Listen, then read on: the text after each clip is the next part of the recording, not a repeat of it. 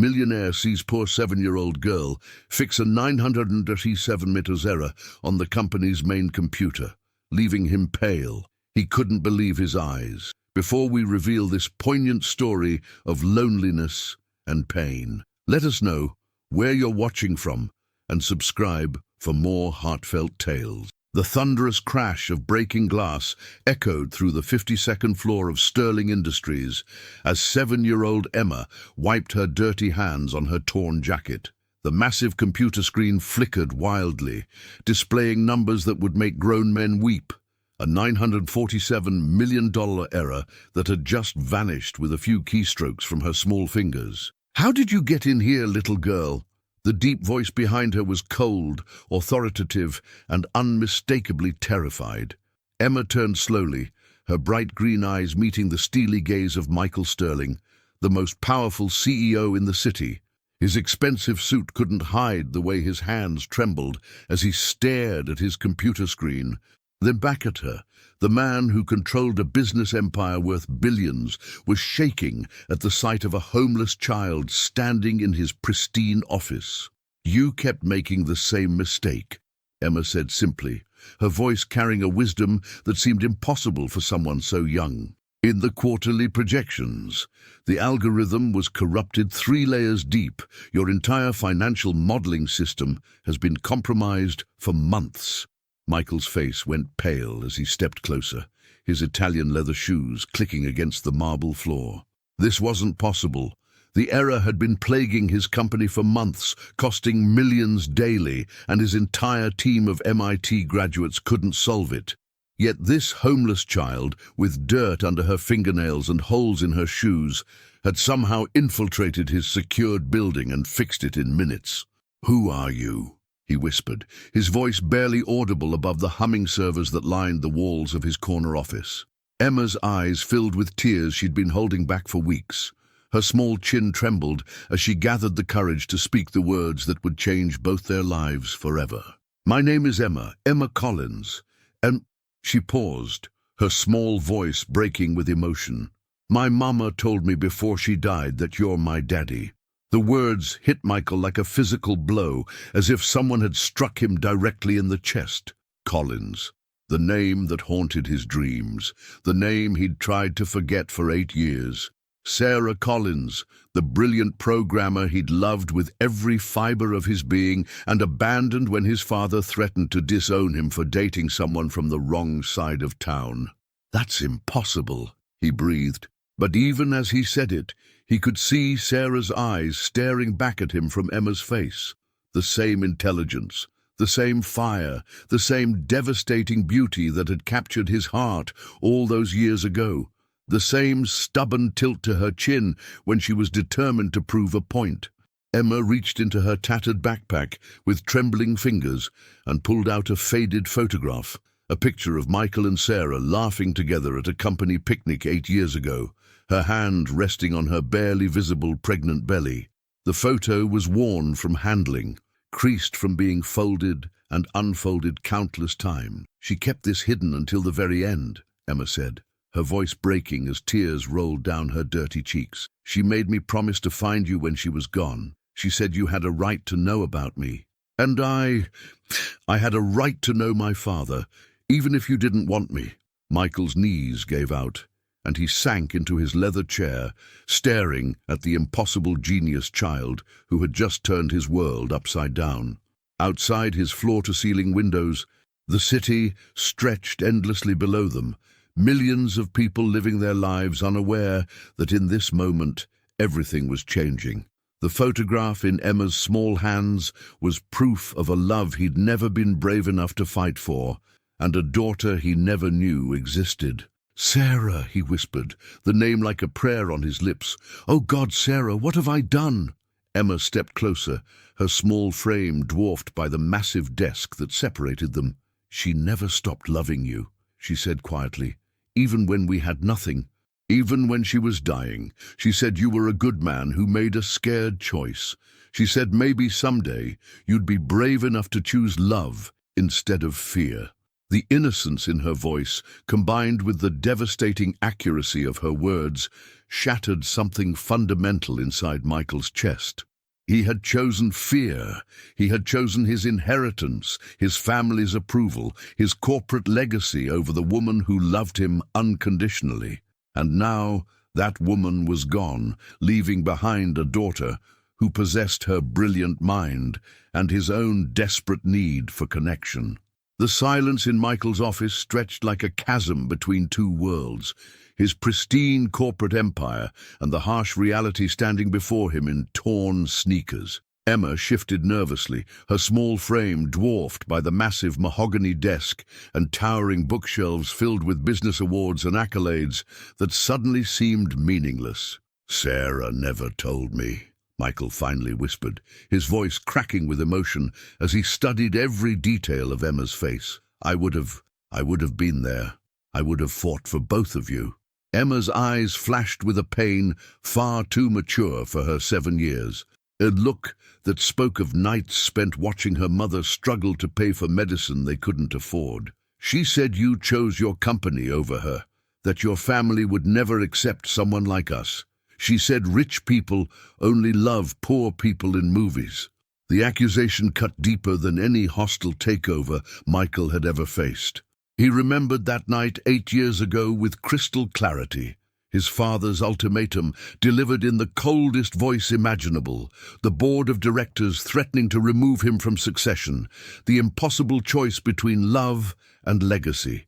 He'd been 25 and stupid, believing he could fix everything later, that he could have both the empire and the woman. But later never came, and now Sarah was gone forever. "Where is she now?" he asked, though Emma's past tense had already told him the devastating truth that made his chest feel like it was caving in. "Riverside Cemetery, Section C, Plot 247. Emma recited the numbers like a prayer she'd memorized, her voice hollow with fresh grief. "Buried 3 weeks ago. Pneumonia. We couldn't afford the medicine, and the free clinic said she waited too long to come in. She was working 3 jobs, trying to keep us fed." Michael's hands clenched into fists as rage and guilt warred in his chest. While he'd been closing multi-million-dollar deals and attending charity galas where people threw away more money in one evening than Sarah made in a year, his daughter had been watching her mother die in poverty. The irony was crushing. He donated millions to children's hospitals while his own child went without basic medical care. "How did you get past security?" he asked, needing to focus on something concrete, something he could understand and control. Emma's eyes lit up with a spark that reminded him achingly of Sarah when she was solving a particularly challenging coding problem. "I've been studying your building systems for weeks. The electronic locks use a basic encryption that's laughably easy to bypass if you understand the underlying architecture. Your head of security really should update his protocols. They're using technology from 2015. Michael stared at her in amazement, his CEO mind struggling to process what he was hearing. "You're 7 years old. Mama taught me to read when I was 3. By 4, I was helping her debug code for the small companies that hired her as a freelancer.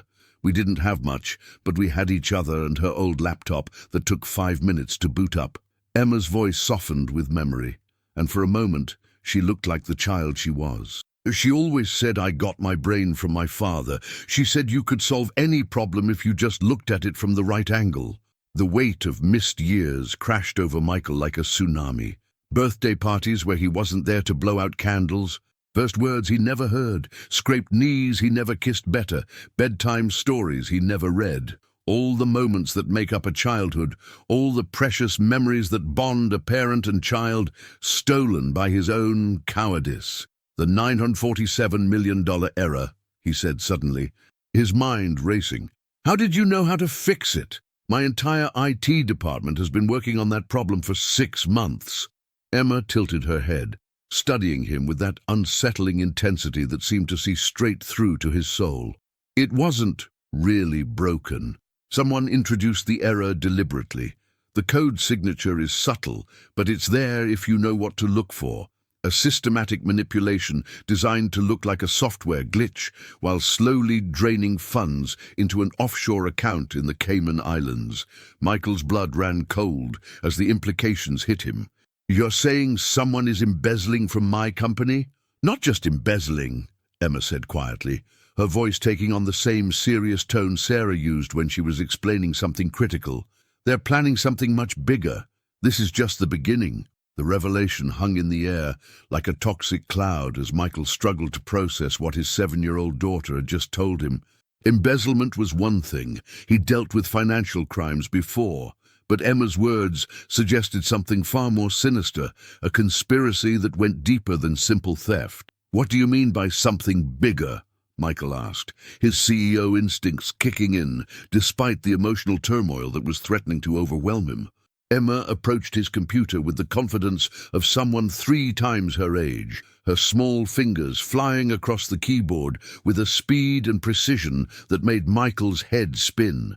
Lines of code scrolled past faster than he could read. Financial reports appeared and disappeared, and complex algorithms unfolded before his eyes like digital origami. "Look at the pattern," she said, pointing to columns of numbers that meant nothing to Michael, but clearly told Emma a story. "The money isn't being stolen randomly. It's being redirected to fund something specific. Shell companies, all registered in the same month, all with the same legal representative, all tied to a single master plan." Michael leaned closer, his expensive cologne mixing with the faint scent of the shelter soap Emma had used that morning. The proximity allowed him to see the intensity in her eyes, the same focused concentration Sarah had when she was working on a particularly challenging project. "How can you see all this?" he asked, genuinely awed by his daughter's capabilities. "Mama taught me that numbers tell stories if you know how to read them," Emma explained, her voice taking on Sarah's familiar cadence. She said, "If you understand the language of data, it will reveal everything people try to hide. These numbers are screaming. They're telling me about meetings that happened after hours, access codes used outside normal business hours, and financial transfers that follow a pattern." She pulled up another screen, showing a web of connections that looked like a spider's intricate design. Red lines connected various accounts, dates, and transactions, creating a visual map of corruption that was breathtaking in its complexity. "Someone inside your company has been planning this for over 2 years, Emma continued, her small fingers tracing the connections on the screen. "They've been patient, methodical, and incredibly smart. They know your business better than you do. They have access to everything, and they've been using that trust to systematically destroy you from the inside." "Who?" Michael demanded, his voice tight with anger. "Who would do this?" Emma turned to look at him, and for a moment, Michael saw Sarah's fierce determination blazing in those green eyes. "They made one mistake. They assumed no one else would be smart enough to catch them, but Mama taught me to always look for the human element in every equation." Before Michael could respond, his office door burst open without a knock. His assistant, Janet Morrison, rushed in with panic written across her normally composed face. She'd been with the company for 15 years, practically family, someone Michael trusted implicitly. "Mr. Sterling, I'm so sorry to interrupt, but there's been a security breach in the main server room and—" She stopped mid-sentence, staring at Emma with an expression that seemed to cycle through surprise, recognition, and something that looked almost like fear. "Sir, who is this child? How did she get into the building?" Michael's protective instincts flared to life for the first time in his life. "Janet, please close the door and have security sweep the entire building. We may have a serious internal threat that goes much deeper than we initially thought." As Janet hesitated at the door, clearly confused by the situation and perhaps concerned about the child who was standing at Michael's computer like she belonged there, Emma spoke up with a clarity that cut through the tension. "The breach wasn't random," Emma said, her young voice carrying an authority that seemed impossible. "Whoever's behind this conspiracy knows I'm here. They've probably been monitoring the system remotely, waiting to see if anyone would discover their work. The timing of this interruption isn't a coincidence. That's impossible, Janet said, but her voice lacked conviction, and Michael noticed the way her hands trembled slightly as she gripped the door handle. Emma looked directly at the assistant, studying her with those unnervingly intelligent eyes that seemed to catalogue every micro-expression, every tell, every unconscious gesture that revealed the truth beneath the surface. "Is it impossible?" Emma asked quietly.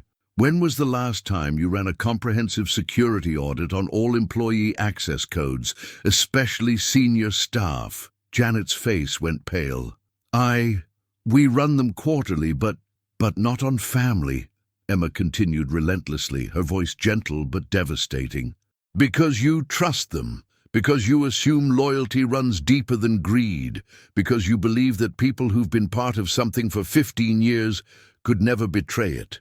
The word family hit Michael like a lightning bolt. He spun to stare at Janet with new eyes, seeing her not as the loyal assistant who had been with him through every major decision, but as someone who had access to every system, every meeting, every confidential document that crossed his desk. "Janet," he said slowly, his voice deadly quiet, "where exactly were you when the system first started showing irregularities 6 months ago? What were you doing during those after-hours periods when the suspicious transfers were taking place?" The silence that followed was deafening. Janet's eyes darted between Michael and Emma, and in that moment, the truth became as clear as the city skyline outside his windows. The person trying to destroy his company wasn't some faceless criminal from the outside. It was someone he'd trusted like family, someone who had watched him build his empire and decided they deserved a piece of it. Someone who had intimate knowledge of every weakness in his defenses. "You have no idea what you've cost me, you little brat." Janet's carefully maintained professional mask slipped completely, revealing a fury that had been simmering beneath the surface for years. Her voice turned venomous, filled with a hatred that made the air in the office feel thick and dangerous. 15 years I've watched him parade around like some golden boy while people like your mother suffered and died in the gutter." Michael stepped protectively in front of Emma, his mind reeling from the betrayal, but his paternal instincts sharper than they'd ever been. "Janet, how could you do this? I trusted you with everything, my business, my secrets, my life. You were like family to me." "Family?" Janet laughed bitterly, the sound harsh and broken in the elegant office. "You want to talk about family? You trusted me to clean up your messes, to work 18-hour days while you took all the credit, to watch you throw away the love of your life because Daddy didn't approve of her social status? Do you have any idea what that woman went through after you abandoned her?" Emma's small voice cut through the tension like a blade, steady and clear, despite the danger crackling in the air. "You knew my mother." Janet's eyes gleamed with malicious satisfaction as she looked down at the small girl who had unraveled years of careful planning. "Sarah Collins was 10 times the programmer you'll ever be, Michael. She was brilliant, dedicated, and absolutely devoted to you. She came to me after you abandoned her, pregnant and desperate, with nowhere to turn and no one to help her." The revelation hit Michael like a physical blow, as if someone had reached into his chest and squeezed his heart until he couldn't breathe. "You knew about Emma all along?" "I knew Sarah was pregnant when she left the company," Janet said, her voice growing cold and calculating. "I knew she was too proud to come crawling back to you, begging for scraps of attention from a man who chose money over love, and I knew that someday this company would pay for what it cost her, what you cost her." Janet began pacing the office like a caged animal, her professional composure completely shattered. "I helped her get freelance work when no other company would hire a pregnant woman without a degree from the right schools. I watched her struggle to raise your brilliant daughter in poverty while you lived in luxury just across town, completely oblivious to their suffering." Emma stepped out from behind her father, her small frame radiating a composure that defied her age and the dangerous situation unfolding around her. The offshore accounts, the shell companies, the systematic embezzlement. You weren't just stealing money, You are planning to crash the stock price and buy controlling interest through your proxies. Clever girl, Janet sneered, but there was a grudging respect in her voice. Just like your mother, too clever for your own good, too smart to let sleeping dogs lie. Michael's hands clenched into fists as the full scope of the betrayal became clear. You would have destroyed thousands of jobs, ruined countless families, all for revenge, all because you blamed me for choices I made when I was 25 and stupid. All for justice, Janet corrected, her voice rising with passionate conviction. This company owes a debt to Sarah Collins, and I intended to collect it with compound interest. Every executive who looked down on her, every board member who whispered about your inappropriate relationship, every family gathering where your father made jokes about gold diggers and social climbers. Emma moved to the computer again, her fingers dancing across the keys with supernatural speed, lines of code flowing across the screen like water. The problem with revenge, she said quietly, her young voice carrying wisdom that seemed to come from somewhere beyond her years, is that it makes you sloppy. When you're angry, you leave digital fingerprints everywhere. What are you doing? Janet demanded, lunging toward the desk with panic replacing the cold satisfaction in her eyes. Returning every stolen penny to its rightful place, Emma replied calmly, her hands never pausing in their work. And ensuring you can never hurt anyone else the way you hurt my mother, the way you tried to hurt my father. Janet's face twisted with rage as she realized what was happening. You think this is over? You think some 7-year-old genius can undo years of careful planning with a few keystrokes? But even as she spoke, alerts began flashing on Michael's phone like a digital symphony. Bank notifications, security confirmations, legal documents being automatically filed with federal authorities, forensic evidence being compiled and distributed to law enforcement agencies across 3 states. Emma had unleashed a digital avalanche that would bury Janet's schemes forever. But more than that, she had created an unbreakable chain of evidence that would ensure justice for every person Janet had tried to hurt in her quest for revenge. It's done, Emma announced, turning to face the woman who had tried to destroy her father's company in her mother's name.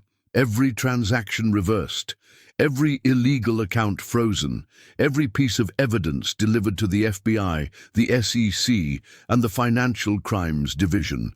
Your co-conspirators in the Cayman Islands are probably being arrested as we speak.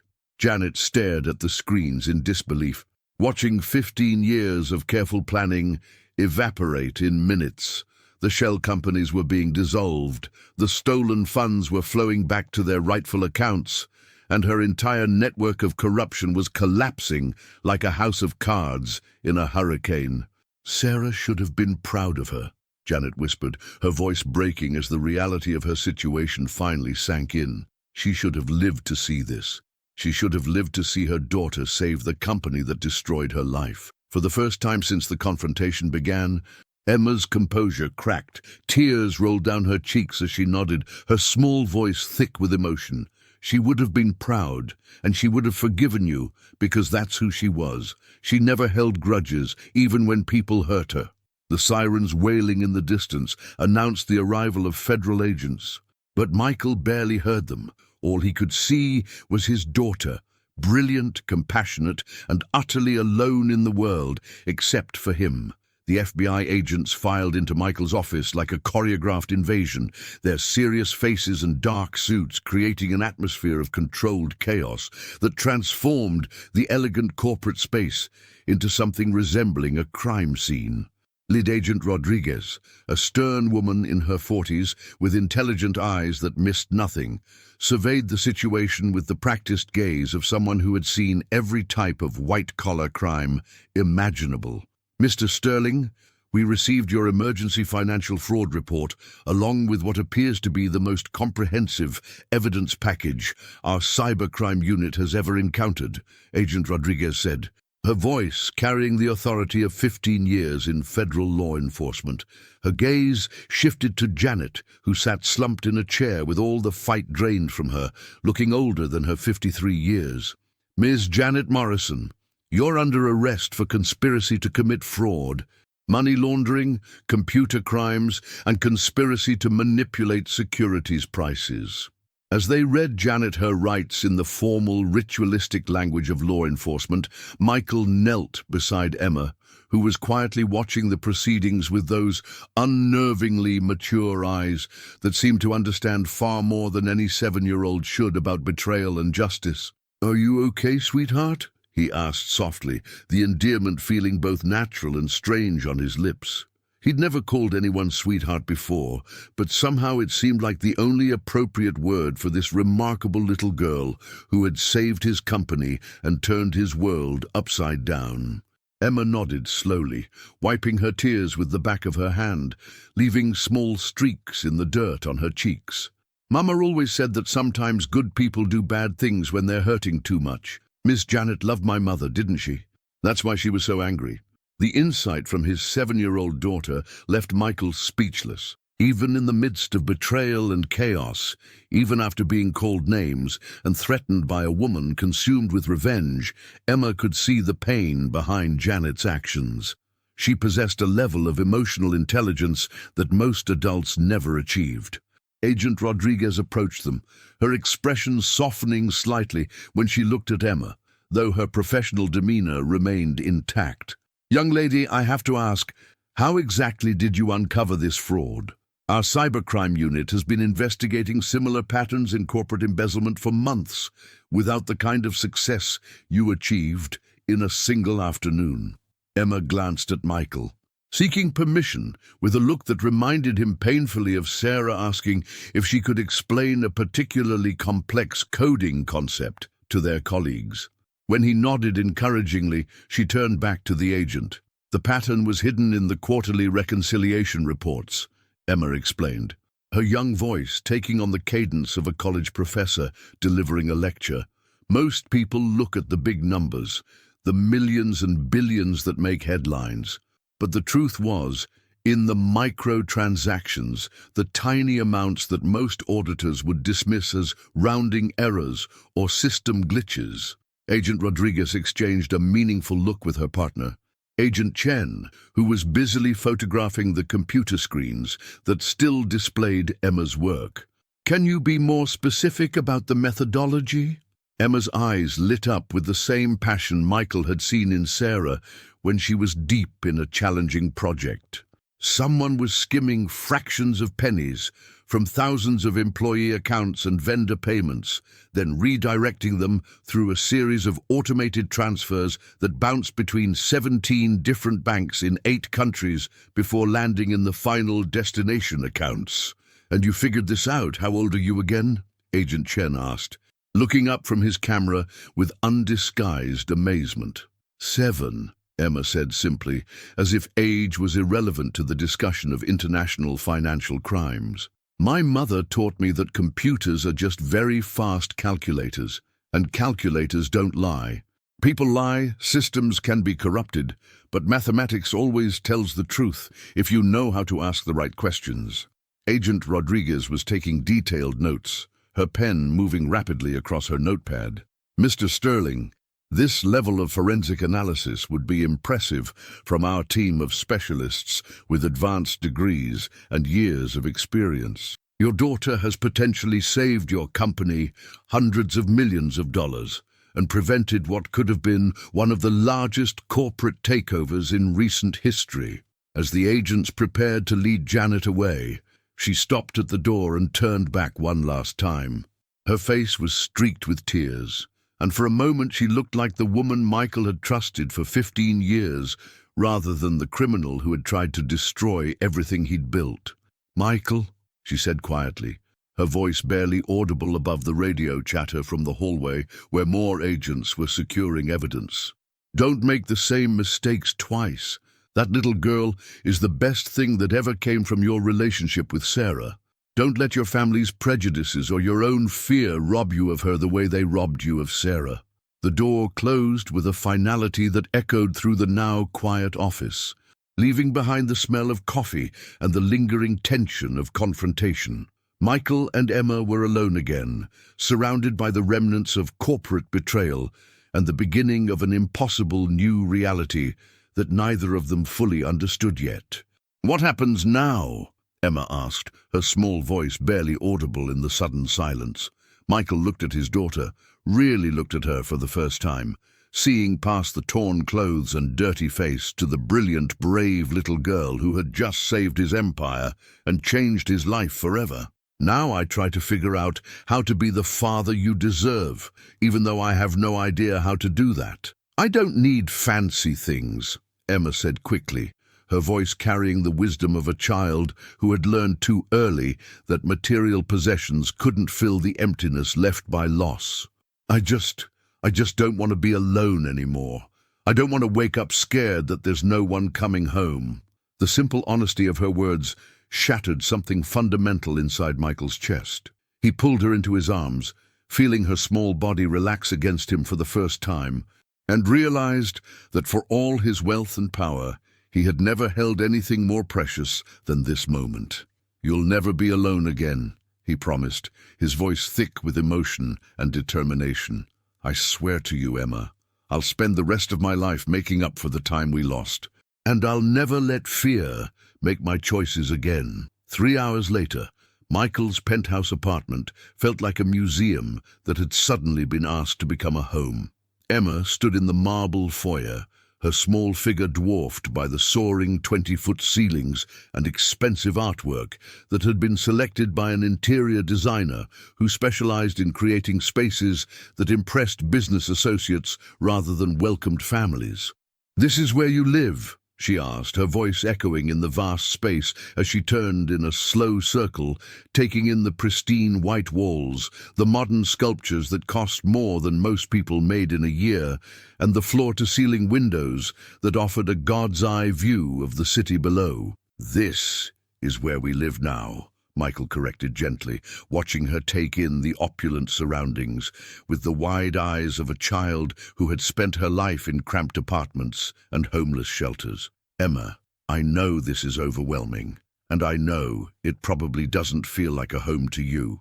But I want you to know that everything I have, everything I am, belongs to you now too." Emma walked slowly through the living room, her small fingers trailing along the soft Italian leather furniture that had never known the warmth of a child's presence. She stopped in front of the massive floor-to-ceiling windows that offered a panoramic view of the city, stretching endlessly in every direction, millions of lights twinkling like earthbound stars. "I used to look up at buildings like this from the park, where Mama and I would go when we got evicted," she said quietly, her breath fogging the glass as she pressed her face close to the window. "We'd sit on the bench with all our stuff in garbage bags, and we'd look up at the lights in the tall buildings and wonder what kind of people lived so high above everyone else." Michael's heart clenched as he imagined Sarah and Emma homeless, looking up at the very building where he lived in luxury, completely unaware that his daughter was struggling just miles away. "What kind of stories did you make up about them?" "Happy ones, usually," Emma said, her voice soft with memory. "Mama said it was important to imagine good things about people, even when your own life wasn't good. We'd make up stories about families having dinner together, kids doing homework at kitchen tables, parents reading bedtime stories. We'd imagine they were kind people who helped others, who used their money to make the world better instead of just making themselves richer." She turned to look at him with those penetrating green eyes that held so much of Sarah's spirit. "Were we right about you? Are you one of the good ones?" The question hung in the air like a challenge and a hope wrapped together, and Michael realized that his answer would set the tone for everything that came next. He knelt down to her level, meeting those intelligent eyes that seemed capable of seeing straight through to his soul. "I don't know if I'm the man you and your mother imagined when you looked up at these windows," he said honestly, his voice thick with emotion. "I haven't always made good choices. I let fear and greed guide me instead of love, but I want to be the kind of person you can be proud to call your father. Will you help me figure out how to do that?" Emma studied his face with that unnerving intensity, as if she could read his intentions and motivations through his expressions alone. Her small hand reached up to touch his cheek, and Michael realized she was checking to see if his tears were real. Mama used to say that good people aren't born good. They choose to be good every day, even when it's hard, she said softly. She said it's not about being perfect or never making mistakes. It's about trying to do better than yesterday, about caring more about other people than about yourself. Your mother was the wisest person I ever knew, Michael said, his voice breaking slightly. She was scared too, Emma admitted, her voice barely above a whisper. Especially at the end, when the medicine wasn't working anymore and she knew she was going to leave me alone. She was scared I'd end up in foster care, that I'd grow up angry at you for not being there, that I'd become bitter and hateful like some of the kids at the shelter. Michael felt his heart breaking all over again as he imagined Sarah facing death while worrying about their daughter's future. What did she tell you about me? She made me promise not to hate you, Emma said, her small voice carrying the weight of a deathbed conversation that no 7-year-old should have to bear. She said hate was like poison that you drink hoping someone else will get sick. She said you were a good man who made a scared choice, but that didn't make you a bad person. I hate myself enough for both of us, Michael said quietly. That's not what she would want, Emma said firmly, her voice taking on the same tone Sarah had used when she was making an important point. She loved you. Even when she was dying, even when we had nothing and you had everything, she still kept that picture of you both laughing together.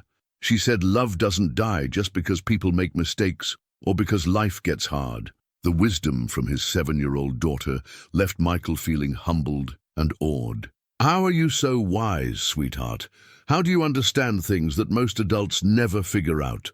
Emma shrugged, a gesture that was purely childlike and heartbreakingly normal after everything that had happened. When you don't have much, you learn to pay attention to what really matters. And when your mama is sick, you grow up faster than you want to because someone has to be strong. Michael stood and walked to his home office, returning with something he'd been saving for 8 years without really understanding why. It was a small velvet box that had been sitting in his desk drawer like a monument to cowardice, a symbol of plans that never came to fruition and dreams that died from neglect.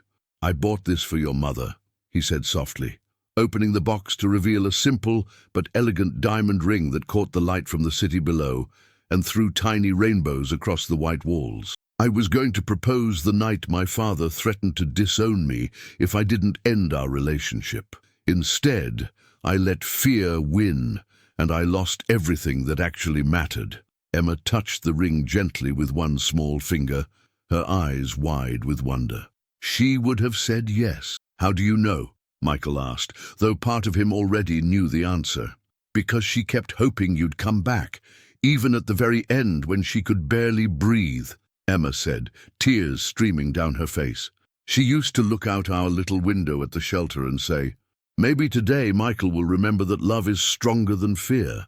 Maybe today he'll realize that having everything means nothing if you don't have someone to share it with. Michael closed the box and pressed it into Emma's small hands, feeling the weight of 8 years of regret and missed opportunities. This belongs to you now. When you're older, when you find someone who deserves the kind of love your mother and I should have had, maybe you'll understand what it means. Emma clutched the box to her chest, finally letting out all the grief and loneliness she'd been carrying like a heavy backpack for weeks. I miss her so much it feels like I can't breathe sometimes. Michael pulled his daughter into his arms, holding her as she cried against his shoulder, and realized that he was crying too, for Sarah, for Emma, for all the years they'd lost and all the moments they'd never get back. I know, baby. I miss her too. And I never even got to say goodbye. But we have each other now, and we're going to honor her memory by building something beautiful together. As Emma cried against his shoulder, Michael made a silent vow to Sarah's memory and to the remarkable little girl in his arms. He would give their daughter everything, not just material wealth, but the love, guidance, and stability she deserved. He would be the father Sarah had believed he could be, even when he'd lost faith in himself, and he would make sure that Emma never doubted for a single day that she was loved, wanted, and cherished beyond measure. Outside, the city sparkled like a constellation of possibilities, and for the first time in 8 years, Michael Sterling felt like he was finally coming home. The morning sun streamed through the floor-to-ceiling windows of Michael's penthouse as Emma sat at the massive dining table, her small legs swinging freely from the chair that was clearly designed for adults. She'd been awake since 5 a.m., unable to sleep in the enormous bedroom Michael had given her, staring at the ceiling and wondering if this was all just an elaborate dream. "We need to talk about school," Michael said, setting down a plate of pancakes that his private chef had prepared. Everything in his world came with the word private attached. Private chef, private driver, private jet.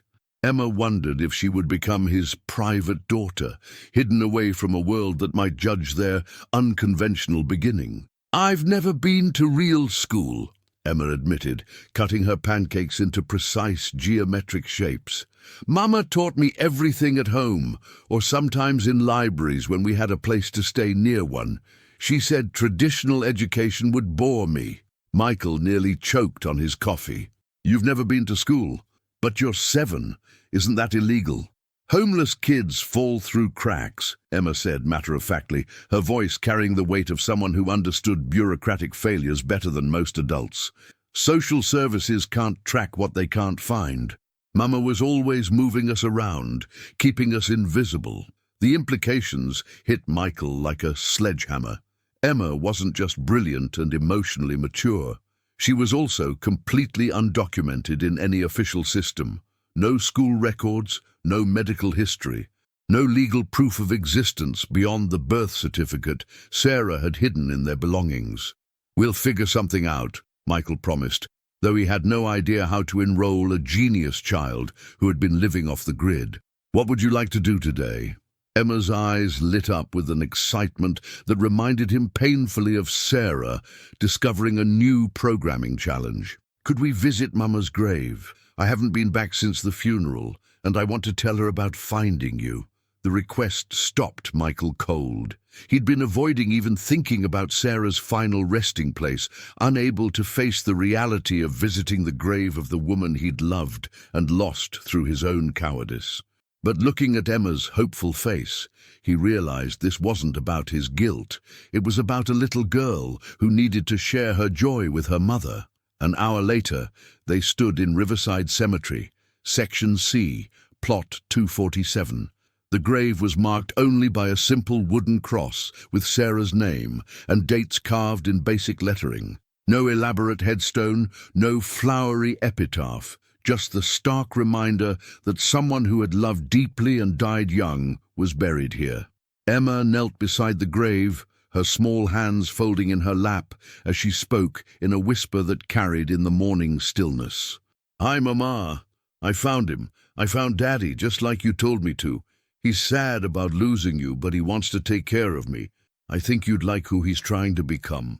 Michael's knees buckled, and he sank down beside his daughter, his expensive suit jacket touching the damp earth. "Sarah, I'm so sorry," he whispered, his voice breaking. "I'm sorry I wasn't brave enough to fight for you. I'm sorry I let you struggle alone. I'm sorry I never got to meet our daughter until now." Emma reached over and took his hand, her small fingers intertwining with his. "She forgives you," she said with startling certainty. "She told me that love means forgiving people even when they hurt you, especially when they hurt you because they're scared." The Sterling family mansion loomed before them like a monument to old money and older prejudices. Michael had called ahead, requesting a family meeting, but he hadn't explained why he was bringing a guest. Emma sat silently in the passenger seat of his car, studying the imposing facade with the same analytical intensity she'd applied to the computer systems.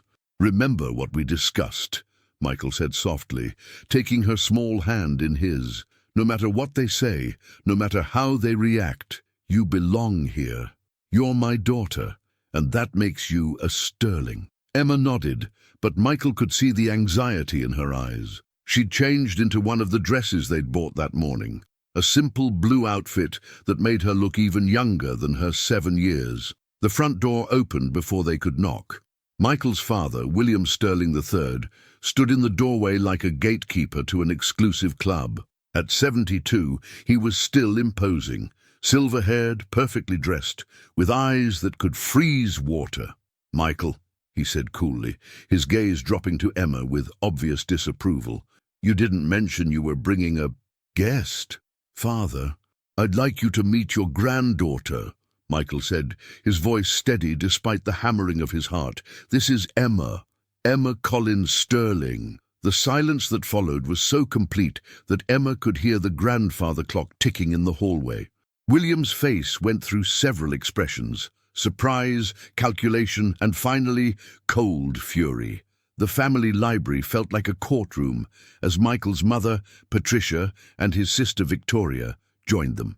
Patricia Sterling had perfected the art of looking down on people even when they were the same height. "Explain," William demanded, not offering anyone a seat. "Emma's mother was Sarah Collins. She died 3 weeks ago, and Emma is my daughter," Michael said, his voice gaining strength as he looked down at Emma. "Impossible," Patricia said immediately. "You would have told us if you had fathered a child." Emma spoke for the first time since entering the house, her young voice cutting through the adults' arguments with startling clarity. "I can prove it." All eyes turned to her, and Michael saw his daughter transform before his eyes. Gone was the nervous child who had worried about belonging. In her place stood a girl who possessed Sarah's fierce intelligence. "You want DNA proof? We can do that. You want documentation? I have my birth certificate, my mother's medical records, and photographs spanning 7 years, Emma said, her voice never wavering. "But what you really want is for me to disappear so you can pretend this conversation never happened." William leaned forward with something that might have been interest. "Continue." "You're not upset because you think I'm lying," Emma said, studying each adult face with those unsettling green eyes. "You're upset because you know I'm telling the truth. You remember Sarah Collins. You remember when my father loved her. And you remember making him choose between your approval and her love." The accuracy of her assessment left the room in stunned silence. Emma continued, her voice taking on the cadence of someone delivering a business presentation. "You're worried about public perception. You're worried about the board of directors, about shareholder confidence, about what your country club friends will say." William's eyes narrowed dangerously. "You're quite articulate for a 7-year-old. Emma's smile was small and completely without warmth. "You can accept me as family and help my father figure out how to be a good parent, or you can fight us and deal with the publicity nightmare that follows." 3 days later, Michael sat in his office staring at the DNA results that confirmed what his heart had known from the moment Emma spoke his name. 99.7% probability of paternity.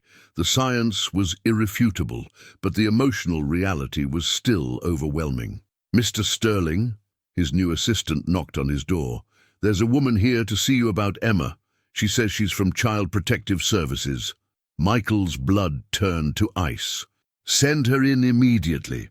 The woman who entered was middle-aged, professionally dressed, and carried herself with the tired authority of someone who had seen too many broken families.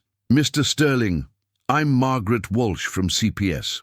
We need to discuss Emma Collins." "Emma Sterling," Michael corrected immediately. "And yes, please sit down. How can I help you?" Margaret opened a thick file folder, and Michael caught glimpses of photographs, documents, and official forms. "We received several anonymous reports about a child who has been living without proper educational or medical oversight." "Emma is my daughter," Michael said carefully. "We've recently been reunited, and I'm in the process of ensuring she has everything she needs. Mr. Sterling, according to our records, Emma Collins has never been enrolled in school, has no documented medical history beyond her birth certificate, and has been living in various shelters for the past several months," Margaret said, her tone professional but not unkind. The door to Michael's office opened without a knock, and Emma walked in with the confidence of someone who belonged there. She'd been in the building's daycare center while Michael handled business. "You're here about me," Emma said to Margaret, not a question, but a statement of fact. Margaret studied Emma with the practiced eye of someone trained to assess children in crisis. "Hello, Emma. I'm Margaret Walsh. I work with children to make sure they're safe and getting what they need to grow up healthy." "I'm safe," Emma said simply, moving to stand beside Michael's chair. "And I'm getting what I need now." For the next 10 minutes, Emma discussed calculus, computer programming, literature and scientific theory with a depth of understanding that left Margaret visibly stunned. She answered questions about her living situation with honesty, but without self-pity. "Ms. Walsh," Emma said finally, "I know you're trying to protect me, but I don't need protection from my father. I need protection from people who want to separate us because they think a homeless kid can't belong in a rich family." Margaret closed her file and looked directly at Michael. "Mr. Sterling, Emma is clearly exceptional, but she also has significant gaps in her official documentation. I'm required by law to ensure her welfare."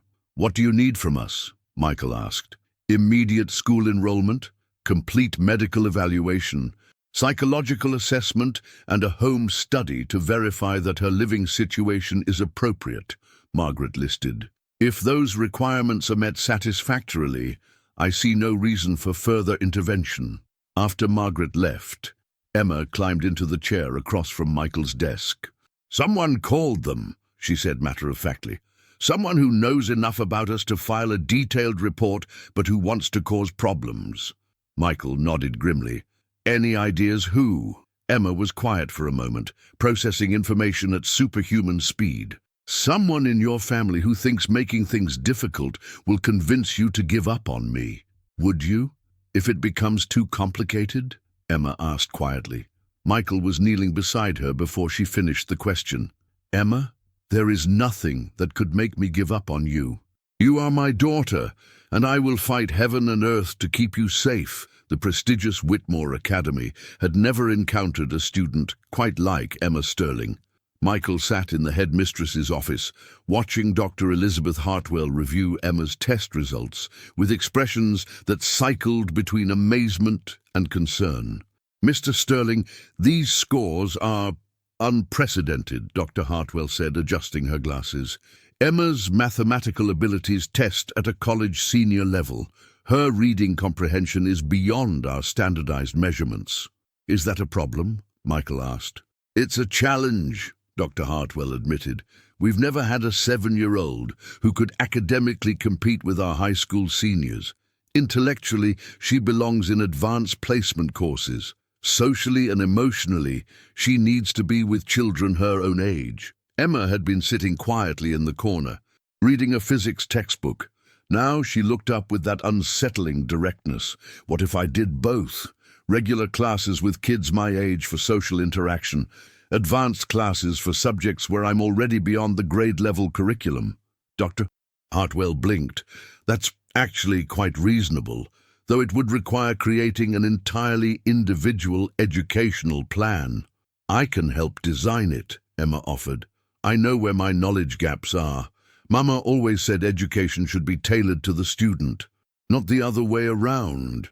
Over the next hour, they crafted an unprecedented academic schedule. Emma would attend second-grade classes for social development, middle school classes for literature, high school classes for mathematics and sciences, and college-level independent study for computer programming. "There's one more thing," Dr. Hartwell said as they prepared to leave. "The other parents will have questions. Some may have concerns about their children interacting with someone from such a different background." Michael felt his jaw tighten. "Are you suggesting Emma will be treated differently because she was homeless?"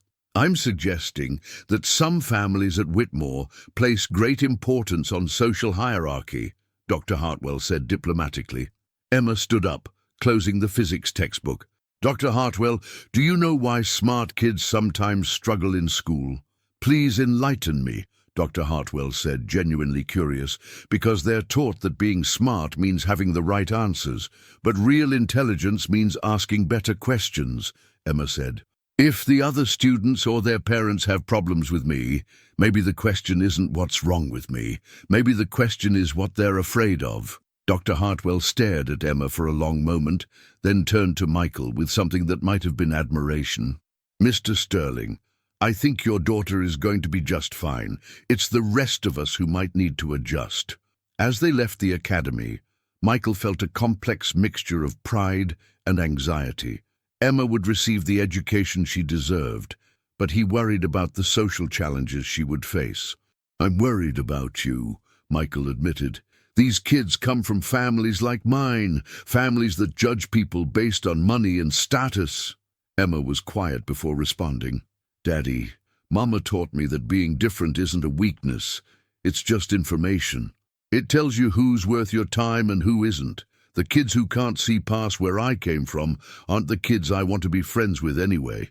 That evening, as Emma worked on advanced calculus problems, Michael made a decision.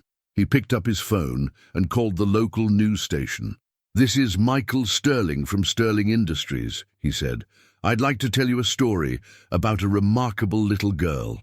The local news segment aired 3 days later, and by morning, Emma's story had gone viral across social media platforms.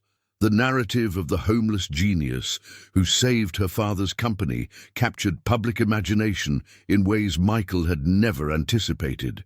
"Daddy, there are people with cameras outside our building," Emma observed from the penthouse windows. Michael joined her at the window, looking down at the crowd of reporters and curious onlookers. "I'm sorry, sweetheart.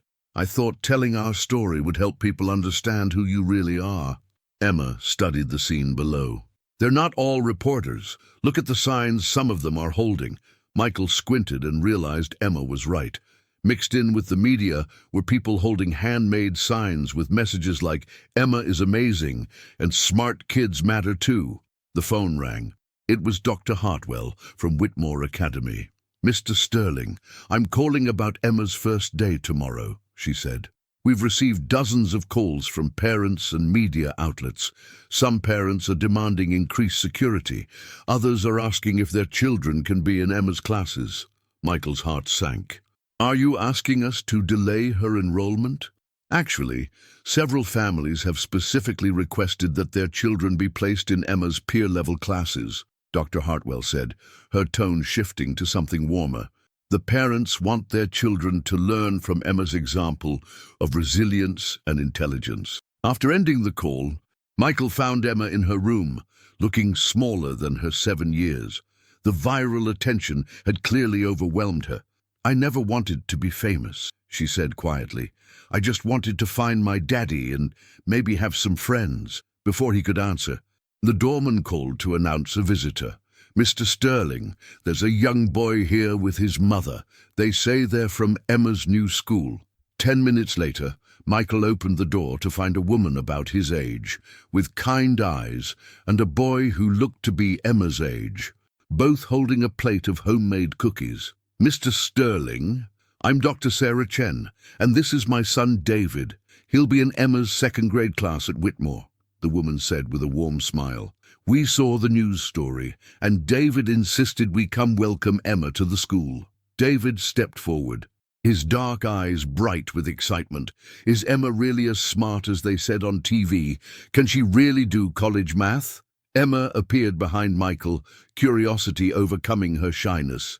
"I can do some college math," she admitted, "but I'm terrible at art, and I've never learned to ride a bike." David's eyes widened.